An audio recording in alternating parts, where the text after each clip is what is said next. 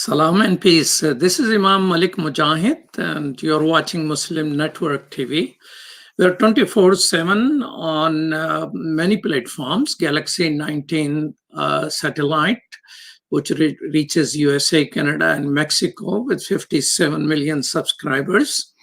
There are also OTT devices on Amazon, Fire TV, Roku, and Apple TV. You can download our app on Android or iPhone and check on YouTube or Facebook. Just type Muslim Network TV. Our website is muslimnetwork.tv. Well, Texas is a big state, remains in the news one way or the other, somebody vacationing and somebody freezing to death. And a week ago, Monday, that is almost, it was colder. Dallas, Texas was colder than Anchorage, Alaska.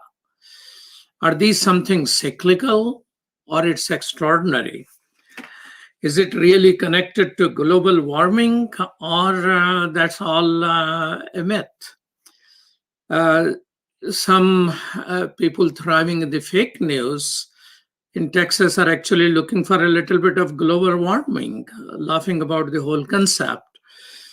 And anytime extreme weather events like that take place, everyone starts talking about climate change for a while. So we will talk with experts about it. But why Texans suffered so much? That's the question. Electricity went out, so many water pipes busted, so many that they do not have enough plumbers to fix them. And some good people from other states are offering their services to fix water situation for people. At least 20 people have died, but they are saying it will take about 60 days or so to actually determine how many people have died. And 4 million homes at one point or the other lost power, heat, or water. I have a colleague there working for us, and initially he thought he is helping others. He got 4 families move into his house, only to find out that he ran out of food and there is no one to deliver food. Well, what people can learn from it, cold temperatures caused electricity outage in Texas, but just 6 months ago, same thing happened in California because of heat. This was happening because of the cold temperature. 6 months ago, it was happening because of heat. So is America going to see more power outages more often in more states? Is American infrastructure ready for it? Are you ready for it? Do you know what to do when these type of things happen? We'll have 2 guests, one by one. The first guest with us is Dr. Jodeh Cohen. Welcome to Muslim Network TV, Dr. Cohen. Oh, it's a pleasure to be here. Thank you. Dr. Jodeh Cohen is an MIT climatologist and a director of seasonal forecasting at Atmospheric and Environmental Research, whose services are used by our government. So, did the climate change scientists knew what is going to happen to Texas? I would say yes and no. I think the short-term forecasts were very good. I mean, this was a very extreme event. The models are better at predicting kind of normal weather than extreme weather, but there was at least a week in advance notice that Texas was going to see extreme cold and even extreme snowfall. I mean, I think longer term, I myself am focused on the time scale beyond 2 weeks. We call that subseasonal to seasonal. I think on these longer time scales, the models didn't do such a good job. And I'm not in the policy or public works domain. I am told for preparation they would like advance warning of at least 2 weeks or longer. I don't know that the Texas kind of got that kind of warning, but you yourself were able to say that Texas might get it in a big way. Well, I thought the U.S. I said, to be clear, even in I write a weather blog every week, even as soon as January 25th, I was highlighting mid-February. I said, this is a period we need to watch. There's an elevated risk of severe winter weather for the U.S. and I said Europe as well. I didn't give specifically say Texas, and then even a few days later, I said, there's really, it looks to be an exceptional period of risk for severe winter weather in the U.S. in mid-February, when the models were still at that point, I think, predicting quite a mild February, actually. So I think I gave advanced. There were long-term models which were predicting something different, but Yeah. the short-term observation told you that it is. What was that observation which caused you to issue a blog about almost 15 to 20 days before?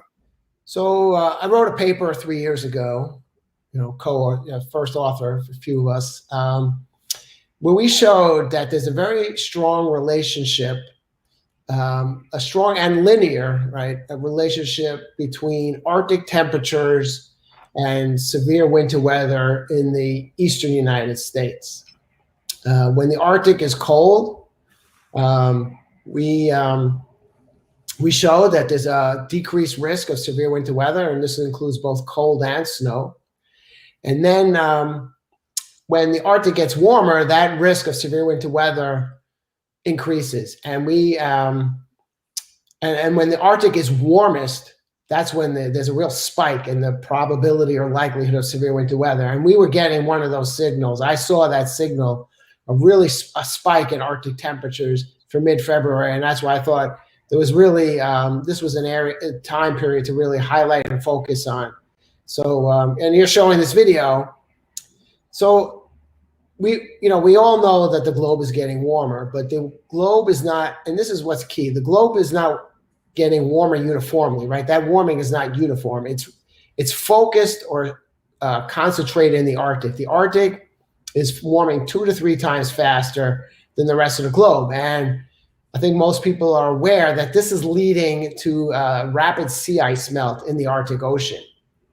So typically, the cold air, and here you're showing this video, the cold is represented by these blue bubbles or dots, and the warmer air is by the red dots. So normally, in the typical situation, we have the cold air over the Arctic and warm air at the mid latitudes. Also in the Arctic, we have something what we refer to the polar vortex, and that was shown earlier by that spinning blue arrow.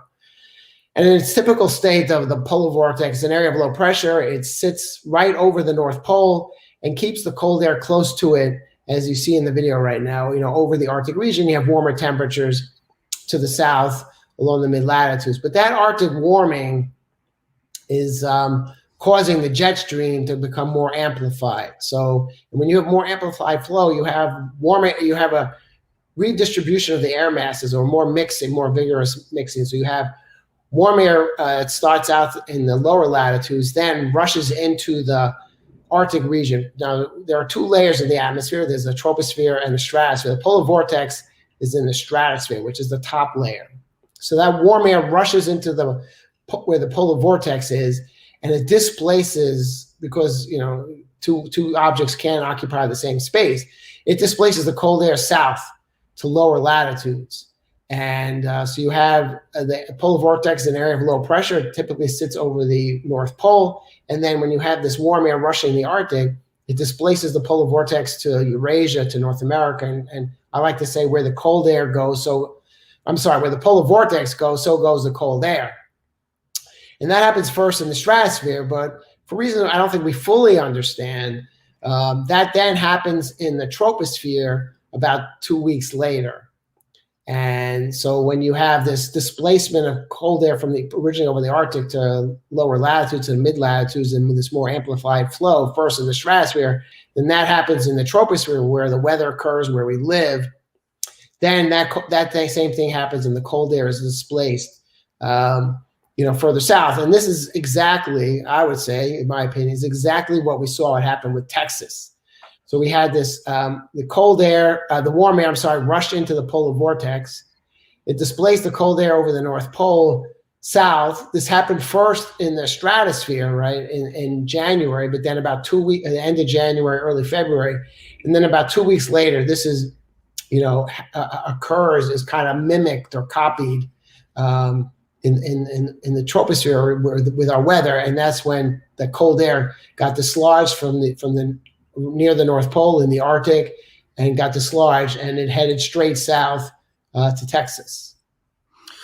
So tell me this. I know that you're not in public policy, you're a scientist, but you probably keep an eye who's listening to you. So in the United States of America, where this, you talked about this phenomena, were there any states who were paying attention to this, or they normally pay attention to what's going to happen with climate change and adopt policies?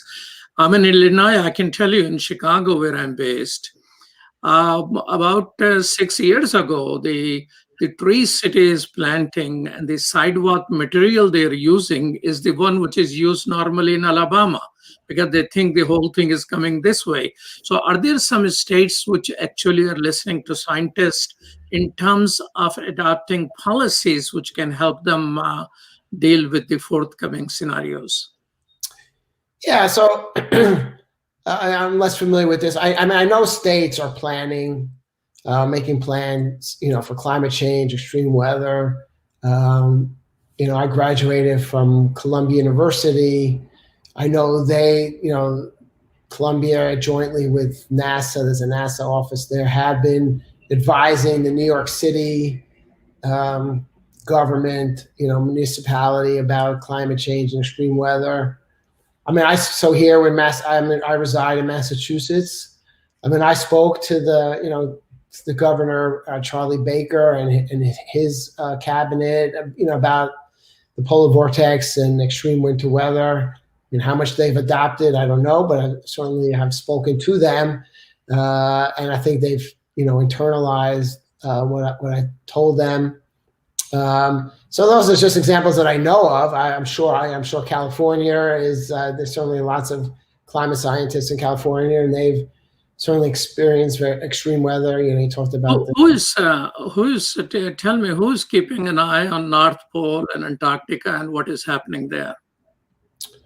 Well, I mean, there are scientists. There was actually a big expedition recently to the Arctic called Mosaic.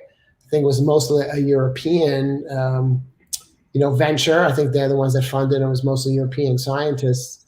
But people, can Google search it, and they was just this past year. So I mean, they gather a lot of information from the Arctic, and I'm sure there'll be many studies coming out from that research. But yeah, I mean, there are polar scientists, and Antarctica has been behaving differently from the Arctic, and the warming has been focused in the Arctic. It has not been focused in Antarctica so much. So why is that?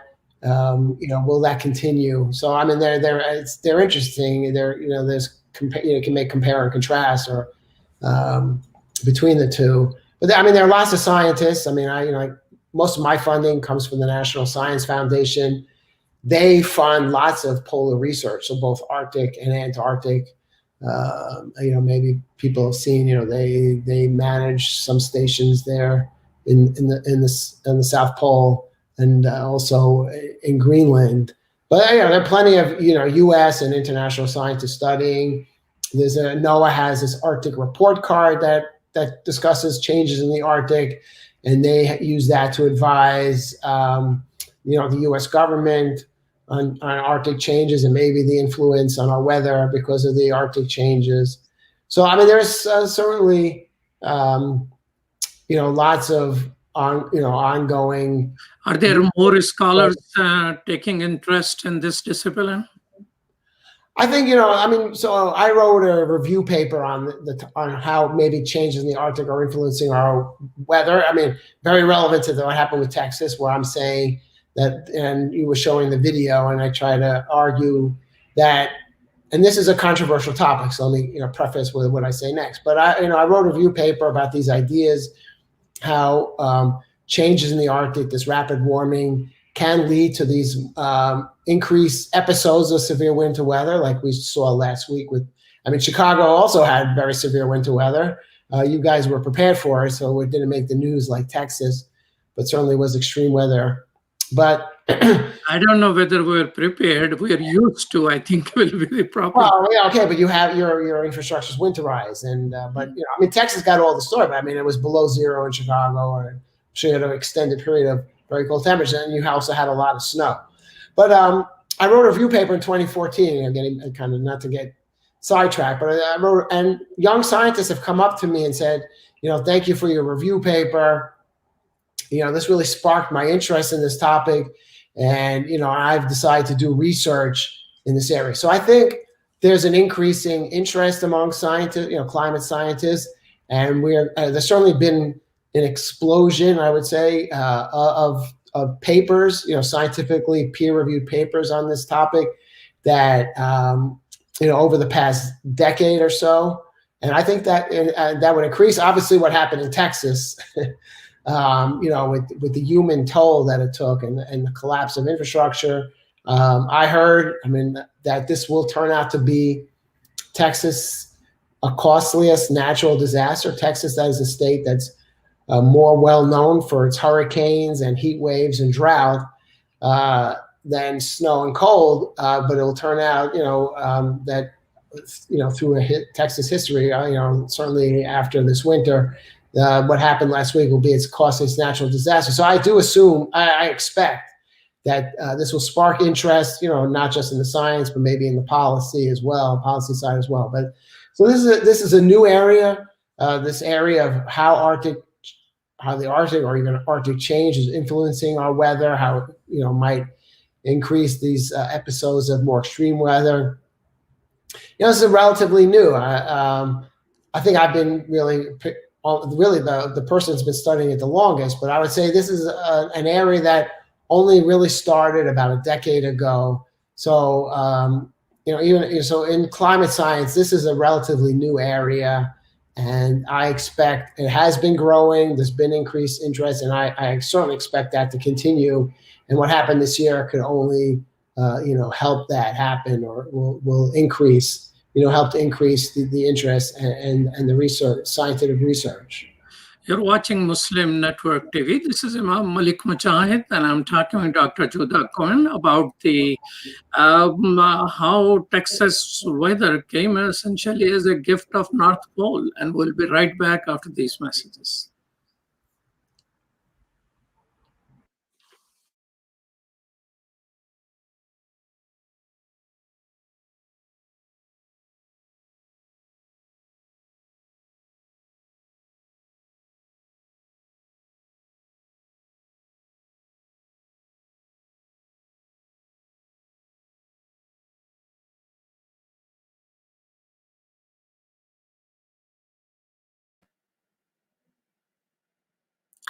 Welcome back to Muslim Network. This is Imam Malik Mujahid. I'm talking with Dr. Judah Cohen. Terminology is used as global warming. And some people, especially in conspiracy theories, don't believe in science type. They say, oh, what global warming? I'm freezing to death here. Now, you're a scholar. You don't need to deal with those type of people. But do you think all the conspiracy theories and the alternate media or the fake news, all of that is confusing people to really realize what they're facing? Yeah, I think there's an unfortunate amount of confusion, maybe misinformation. I stay focused on the science. And I'm not the one who gives these names to these events. So it started out global warming, and then they kind of morphed into climate change. I'm one that does argue there's more to what's happening than global warming. That it's more complicated. So I do like the term. I prefer the term climate change because first of all, when people thought to change the name or maybe to use more often climate change, with the warming, I mean, we are expecting this, all the science, the models, the scientists expect, and the models predict there will be an increase in extreme weather. So we don't want to just say it's going to get warmer. Maybe if you're in Minnesota or in Chicago, you say, well, my winters are cold enough. A little warming is good. But what we're trying to say that it's not, climate change is not just about some warming temperatures. There's extreme events. So the ones that there's a consensus on, there'll be more extreme heat, more heat waves, more extreme flooding, more extreme drought. Now, where I myself might disagree with many of my colleagues, I also think that climate change can contribute, it's a complicated picture, but can contribute to even more extreme winter weather. And I say there's a connection between climate change and the extreme weather that Texas experienced last week. Global warming on North Pole contributes to harsh winters. I mean, that seems to be not a very complex logic there. Right. Well, so most of the community will tell, climate community, I'm not the scientists, will argue that there is no connection between a warming Arctic and more a severe winter cold outbreak or a severe snowfall. They'll tell you Arctic warming only contributes to milder winters and less snowfall. And I've been trying to argue that there is a connection. And you showed my video before. Because we do know, everybody agrees that, try to describe the polar vortex, and you can think of the polar vortex as a fast spinning top. That's the normal state, and when a top is spinning rapidly, it tends to be quiet rotation, and it tends to be sit in one place. And that's similar with the polar vortex. When it's spinning, there's air that spins around the polar vortex. It's an area of low pressure, and winds blow around all low pressure, counterclockwise in the northern hemisphere. So you have this, fast ribbon of air, fast, rapidly circulating around the polar vortex, and it tends to keep all the cold air near the Arctic. It keeps it close to the vest. It's a very fast rotation with the polar vortex, and the cold air is kept over the Arctic, and it's milder to the south. However, when you get just like a top, when it bangs into something, you bang on the top, it starts to wobble, it starts to meander, and similar with the polar vortex, when it gets banged on, and I try to argue that banging comes from a warmer Arctic, it meanders and it goes towards Asia, Europe, or North America. And so that's what happened last week, right? A simplification of it. But the polar vortex, I like to say, where the polar vortex goes, so goes the cold air. And when the polar vortex starts, just like the top, starts to wobble, starts to meander, it slows down and goes to, let's say, the United States, it took with it the cold air, that's typically over the Arctic, then goes towards, North America, in this case, deep into the United States, and, brought with it the cold air. For communication purposes, you think the term climate change or extreme climate change may be a better terminology than is sticking to global warming term? Yeah, so again, I'm not one who decides what terms. I do think there's more to global warming than just warming temperatures. That we should expect an increase in extreme weather. So again, I'm not the one who decides these terms, but I do like. Who decides the terms? If you I don't know. Yeah, whether it's the scientific community or policymakers, I don't. Okay. I don't know, but but I do think there's more to climate change than just warming temperatures. So I do like climate change, and I do think even in my, again, my arguments are that climate change encapsulates even, and is consistent with what we saw in Texas. Now, other scientists will disagree with me, so this is an area of debate. Well, thank you so much. Thank you so much, Dr. Judah Cohen, for being with us at Muslim Network TV. Dr. Cohen is an MIT climatologist and a the director of seasonal forecasting at Atmospheric and Environmental Research. And he's arguing that global warming is connected with the severe weather and it could be freezing like Texas. Thank you so much. We'll be right back after these messages to talk a little more about Texas, why it grid failed, why water pipes are busting, and more with another scholar. Thank you so much, Dr. Cohen. It was a pleasure. Thank you.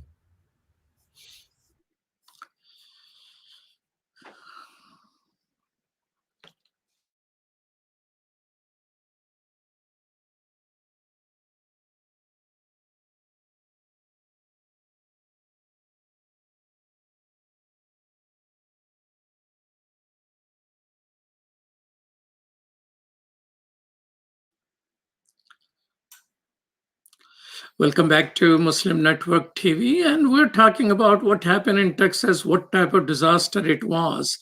The Texas grid actually collapsed because the nuclear power and the gas power and everything went offline. Why the power went offline? Because, everything like fossil fuel failed, especially the natural gas. They couldn't produce it and cannot provide to Texas. So electricity was not being produced and everything collapsed. Texas, the Lone Star state, was frozen to death. Why they could not see it when it was already predicted? To discuss that with us is a former state representative of a neighboring state, New Mexico, Abbas Akhil. Assalamu alaikum. Wa alaikum salam, Imam Malik. Abbas Akhil is from Albuquerque, New Mexico, and from 2018 to 2020, he served as a state representative. During his term, he passed legislation to modernize New Mexico's electric grid. Well, I was checking temperature in Albuquerque. It is the same degree as in Chicago right now. So you seems to be facing some of the cold weather as well. Yes, Imam Malik, we are facing cold weather, but the situation in New Mexico is we always have sunshine. We do have cold weather, freezing temperatures, but because of the way our state is situated. So this is very interesting because Texas, the narrative that is going around right now is that Texas wind turbines failed. And that's true to a certain extent. I'm an engineer. I worked on these issues for, almost 40 years. I worked in the utility companies and I'm very familiar with the wind turbines that Texas uses. So yes, part of the blame is definitely that the turbines did freeze, but mostly what you have to remember is Texas has got a fairly mixed fuel mix. They make a lot of electricity from natural gas. They make electricity from nuclear, and of course, electricity from wind.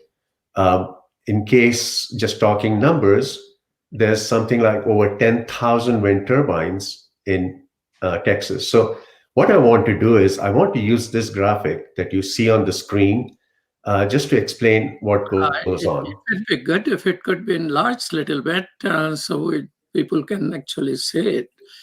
Okay. There you go. Is that better? Yeah, it's better. All right. So this, actually, I took this snapshot very early in the morning.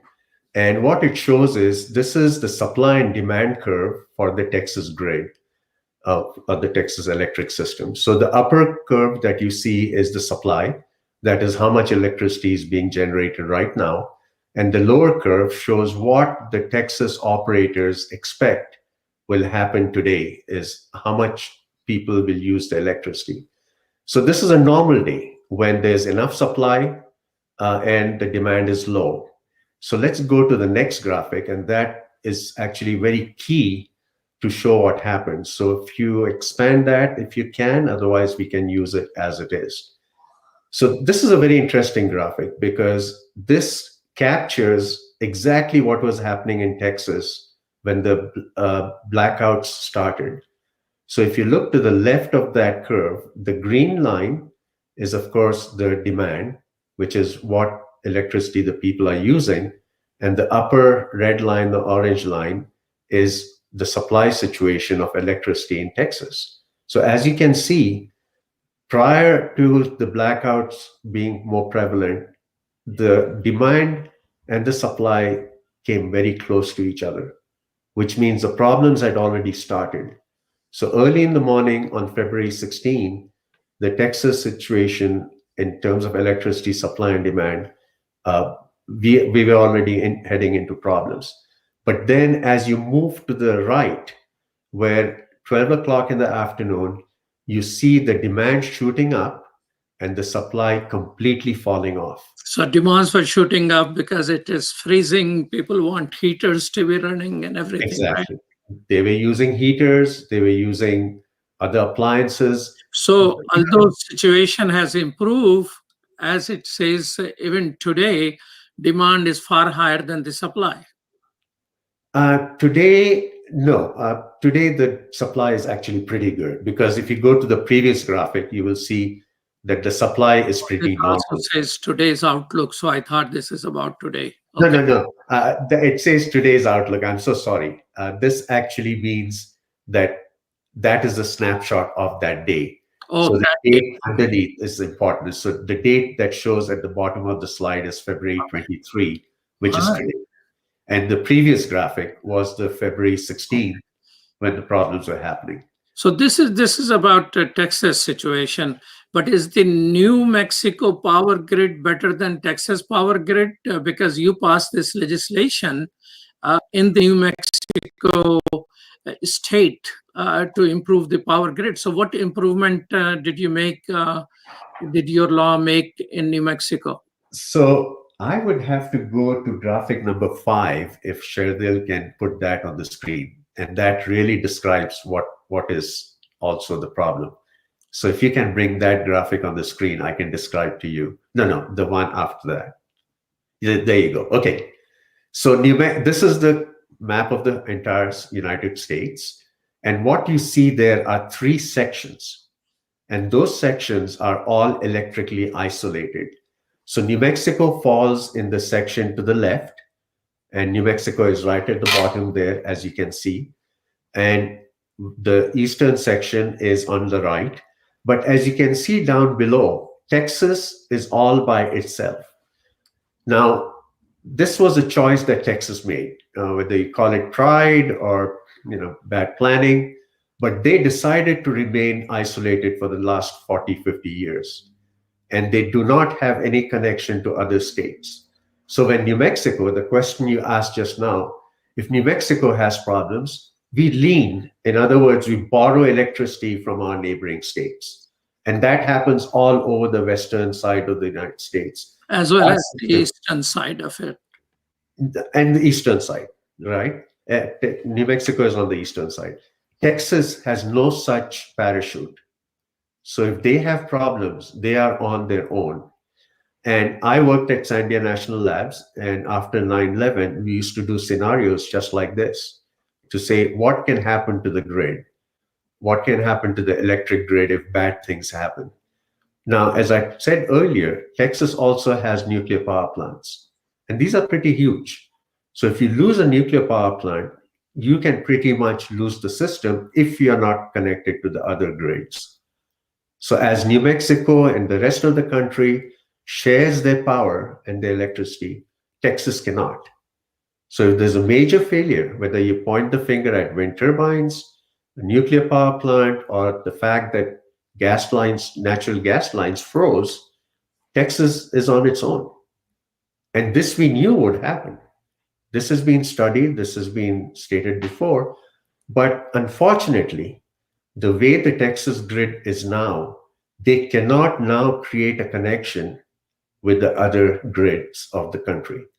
That is a very expensive proposition. So basically, they are on their own right now. Oh, even if they decide that, okay, we want to connect, it's not an easy thing to do? It's not. In fact, two of those connections are in New Mexico, and they were built about 40 years ago when I worked in the public service company of New Mexico, and they can only transfer 300 megawatts. Now, to give you an idea, 1 megawatt is only 200 homes. So 300 megawatts is hardly 60,000 homes. So Wow. that's nothing. So if Texas want to integrate with the rest of the country, it will have to, it seems, invest hundreds of billions of dollars then. Oh, absolutely. In fact, it's almost impossible. Now, there's another way of doing it. And there was an opportunity to do that, right?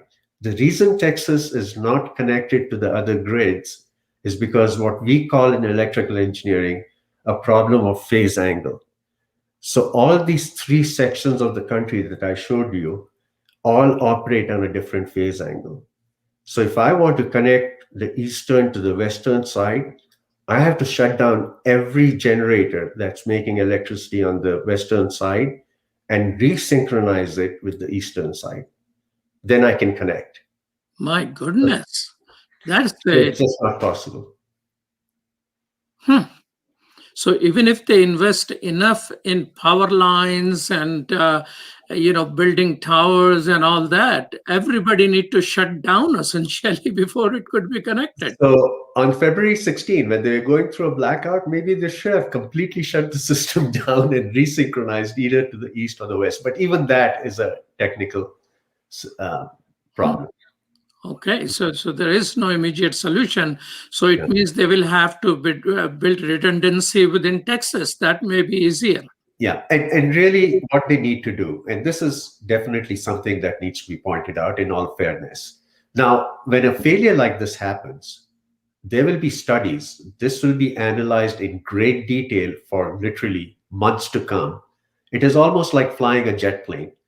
God forbid, if an airliner crashes, we go and retrieve the black box. This is exactly what's going to happen in Texas. We will go in. Right now, there are 680 generators in Texas. That means there are 680 machines making electricity that feeds the Texas customers. We are going to go in and look at each one of those that failed and look at what was happening a few hours before and during the failure and the events that happened. There may be mechanical issues, of course, which we will identify, or there might be human error. So this may be a good time, Abbas Akhil Saab, for us to understand where the electricity is produced and what is the grid system. Everybody is talking a grid, and of course, I think just the pole and the lines over there. But what is that grid system, and how you mentioned about 600 parties who produce electricity there? Yes. And then before it reaches our home. So how does all of that happen? So all that happens is, so Texas is a deregulated grid. And I'm using some technical terms here. Basically, it's like the New York Stock Exchange. You're buying and selling stock. So each of the 680 machines that are making electricity in Texas, by the hour, they're bidding into a market, which is what ERCOT stands for. You keep hearing this word ERCOT. So what is ERCOT? ERCOT is like the New York Stock Exchange of the electric grid in Texas. ERCOT stands for the Electric Reliability Council of Texas. Their job is to pick the lowest cost generator and make it connected to the system, let it supply the electricity. When the capacity increases, they go to the next higher cost, then the next higher cost. So that is how the cost for the day are fixed. And they dispatch these machines based on the cost. Oh, so you mean the next lower cost. So they buy the cheapest, then the cheaper, then the cheaper, and the cheaper. No, actually it goes the opposite way, because the cheaper goes in first, then the next higher price. Okay, Then so as the demand increases, you pick more and more expensive machines. Okay, yes. Yeah. So it's the opposite. Okay. So where the failure came? So the way failure came, there are two really interesting reasons here. Because Texas is a deregulated market, every one of those 680 machines wants to generate at the lowest possible price, which means I'm going to reduce my maintenance and my manpower to the least possible that I can exist with. So I'm going to be the lowest cost generator, because if I don't get into the system that day, I don't make any money. So if I don't have the lowest cost of electricity as compared to the 600 and what is 79, 679 generators, my generator will not go on the system that day and I lose money. So what has happened in Texas, and this is going to come out from the studies, is as time went on, they really did not winterize their system. And that goes for both wind turbines as well as combustion turbines and the nuclear power plants. In order to save money, Texas did not winterize their systems, which means when a deep freeze like this came, most unexpectedly, these systems could not perform. So the very logical question is, wind turbines are used even in the Antarctica. Wind turbines are used in Alaska. They are used all over the Northern Europe, which in Canada sees temperatures of minus 20 degrees. Why don't the wind turbines freeze there? So the problem was Texas never really prepared for this. Just like in your car, there's a heating system that goes within the wind turbine. It can be installed so that the oil does not freeze when the temperature is very low. The Texans did not anticipate this. So none of their wind turbines, which are about now 8-10 years old, in fact, at that time, there wasn't even much of an understanding. So most of the 10,000 wind turbines will have to be upgraded with heating packages. These are retrofits, and these are costs that the Texans will have to bear in order to keep their wind turbines So functioning. essentially what you're pointing out is a mix of imagination on the side of policymaker, along with the free market weirdness that it will be on the dime, every minute price is changing and things like that. A mix of those two caused the whole disaster. Absolutely right. I think this is where, when we study this situation in detail, that's where it will come out. Because one thing we have to realize, the electric grid is a very large machine in the country. And the people who operate it are very diligent. They are well trained. So the way the electric network is designed, when bad things like this happen, it is actually designed to protect itself. And that happens automatically. It happens in seconds, literally 6 seconds, 8 seconds. You will have, you'll see a light blinking in your home sometime, which means something bad has happened, but the system is taking corrective measures to make sure that your lights stay on. But when things really go bad, then the operator's training comes into play. Just like a pilot flying the plane. When both engines have failed, it's a skill of the pilot. So the operators that are running ERCOT are very well trained. I don't think it was their fault. But when they saw these massive failures and the demand was exceeding far more than the supply they had, they really were taking very evasive measures to try and save as much as they could. But it's only possible so much. But as we saw in that curve, when the demand goes up that high and the supply is not there, there's nothing you can do. Basically, you're looking for a place to land very quickly. You were a state legislator and in New Mexico until a couple of months ago. How much importance is given by state legislators to the climate change variables? So do they discuss climate change, and because of that, we need to do this, this, and that? Is it a part of discussion? It's a very interesting question you have asked. So actually, this legislative session, which started in February of this year, middle of February, one of my fellow ex-legislators, Melanie Stansbury, she has introduced a bill which is targeting especially climate change and how it is going to affect our state government in New Mexico only, just state legislature. And she's asking each agency of the government to prepare a plan to how they will address climate change. Yes, we are very progressive. We may be a poor state, as most people think we are the poor cousins of Texas, but we are very progressive in this manner. So even the grid modernization bill that I passed last year looks exactly like these things. What is it that we need to do to catch up with new technologies and make our grid a very modern grid? Because we have rural communities. New Mexico has got a lot of rural communities that are remote, that are end of lines, electricity lines. They could suffer exactly what Texas suffered, possibly, and that's what we are preparing for. I know New Mexico is controlled by Democrats, governors, and both houses, but there are some Republicans. How is your conversation with Republicans? Are they skeptic of climate change? Or they go along, or they try to block measures of those nature?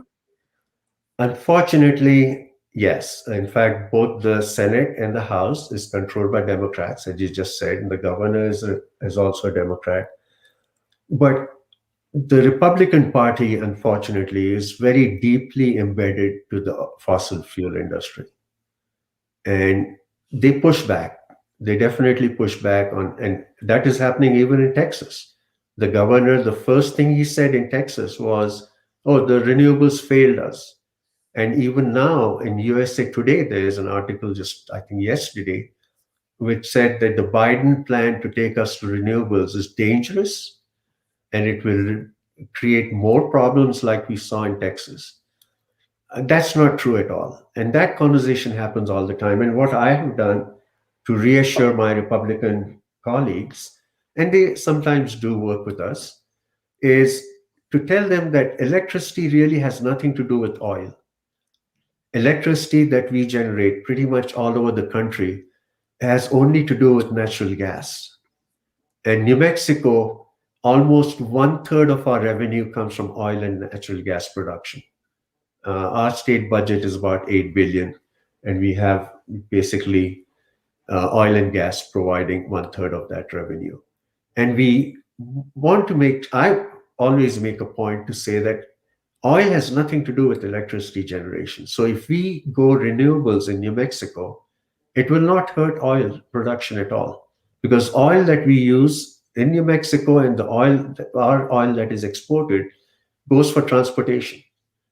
So really, electricity has nothing to do with oil. Yes, it has to do with natural gas. And what we have, in fact, we are one of the few states in the country which has laid a goal of making 2045 carbon-free for the entire state. And in that picture, there is natural gas. We will be using natural gas for the next 10 years or so for part of our electricity generation, along with the renewables.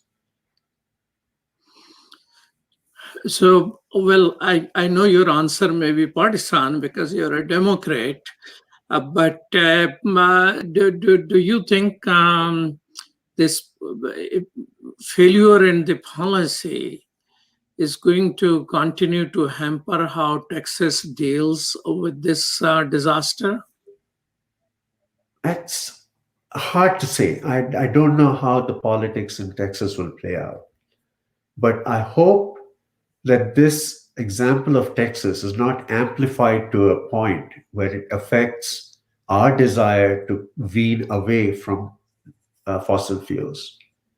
I'm sure it won't happen in New Mexico. I think we will stay on a path to develop our renewable technologies as much as we can, because we've got the potential of producing 4 times more than the energy we use in the state from renewables.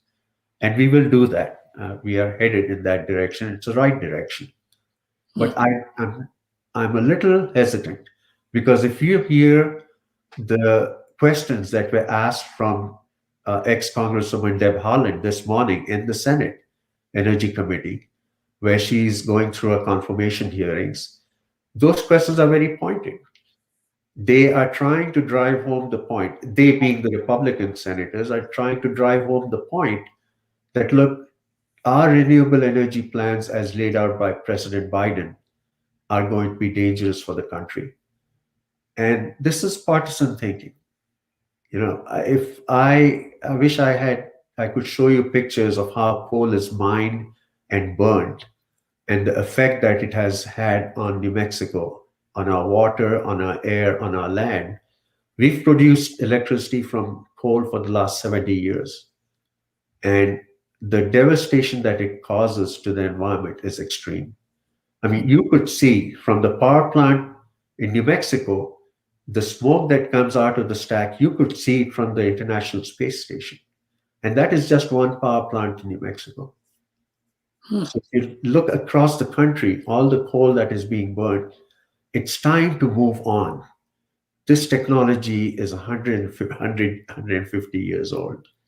I mean, New Mexico is connected with the grid of outside the state, and if you have energy problem, you can import energy seamlessly from other places. But then, what was the need to that law which you passed? You led the effort to upgrade the grid system.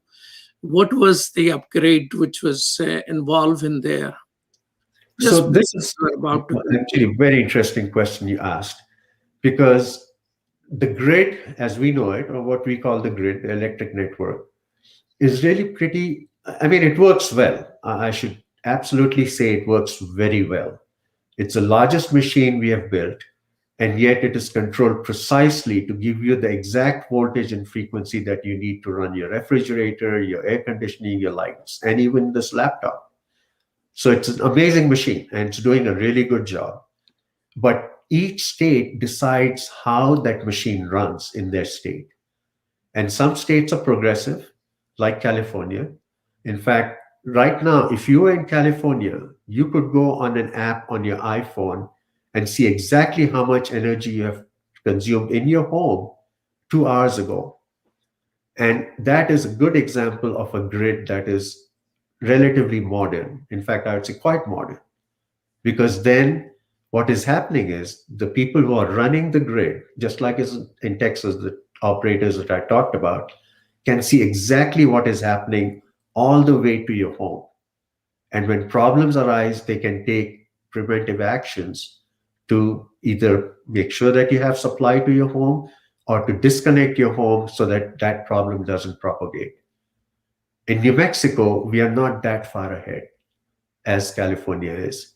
So right now, the way our system operator operates our system is they can only see as far as the substation, the electric substation you have in your neighborhood.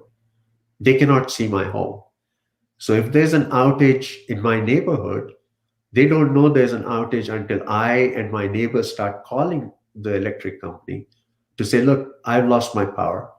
Then the operator says, oh yeah, that substation is where the problem is. But the substation protects itself. But where I'm going with this is, when you have that kind of control where each customer can see what it is doing and what their home is consuming, then it gives you greater choice. You can decide how you use your electricity, whether you should run the washer in the morning or at night, whether you want to turn your air conditioning down a little bit. It works both ways. It saves you money, and it saves the grid operator cost because they don't have to run their machines as much and spend that fuel. Okay, so that's the upgrade. Well, thank you so much, Abbas Akhil Saab, for your time. Truly appreciate that. We were talking with Abbas Akhil Saab from the Albuquerque, Mexico, who was until recently state representative in New Mexico. And thank you so much for watching. You're watching Muslim Network TV, which is 24/7. So stay tuned for other programming. We're always there on Galaxy 19 satellite, Amazon Fire TV, Apple TV, Roku. And you can download our app or watch us on YouTube and social media just by typing Muslim Network TV. And our website is nothing else but muslimnetwork.tv. Thank you so much. And thank you, Sherdil and Dr. Abdul Wahid, for producing today's show. Peace and salam. Thank you, Imam Malik. Thank you for having me.